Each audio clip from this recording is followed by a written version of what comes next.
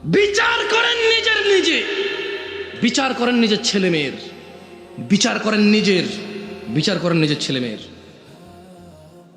জাবের রাদিয়াল্লাহু আনহু থেকে বর্ণিত, তিনি বলছেন, ইন্না বাইনার রাজুলি ওয়া বাইনাশ শিরকি ওয়াল কুফরি তারকুস সালাহ, নিশ্চয় শিরক কুফরের মধ্যে পার্থক্য হচ্ছে নামাজ ত্যাগ করা।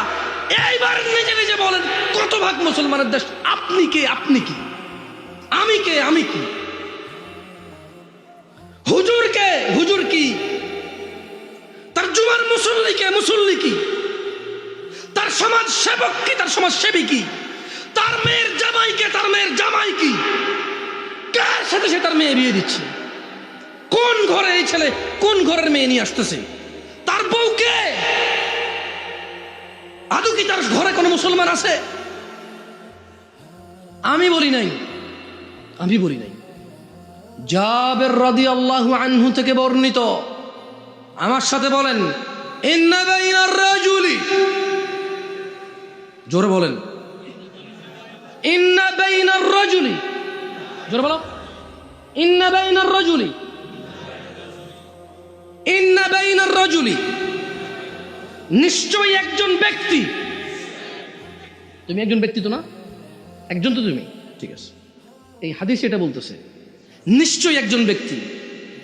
ওয়া বাইনাশ শিরক, বলো ওয়া বাইনাশ শিরক, এবং শিরিক, ওয়াল কুফরি, এবং কুফরি, তারকুস সালাহ, নামাজ ত্যাগ করা। তাহলে একজন ব্যক্তি শিরিক আর কুফরের মধ্যে পার্থক্য কি? জোরে বলো, পার্থক্য কি? মুশরিক আর কাফেরের মধ্যে পার্থক্য কি? শিরিক আর কুফরের মধ্যে পার্থক্য কি? নামাজ ত্যাগ করা। এটা জাবের রাদিয়াল্লাহু আনহু বলছে। আমি দুঃখিত যদি আপনাকে আমি কষ্ট দিয়ে থাকি হাদিসটা পড়ে। আমি এই জন্য আরো দুঃখিত যদি আপনি কোনোদিন এই হাদিস না শুনে থাকেন। আমি আজকে প্রথম বললাম, তাহলে আমি এর জন্য ক্ষমা চাচ্ছি। কেন আপনার ঘুমটা ভাঙতে গেলাম আমি? I am very sorry. আমি অনেক আন্তরিকভাবে ক্ষমা চাচ্ছি যে আপনি এতদিন থেকে জানতেন সারা জীবন নামাজ না পড়ে মুসলমান থাকা যায়। আমি আপনাকে বললাম যে জাবের রাদিয়াল্লাহু আনহু এরকম বলে নাই।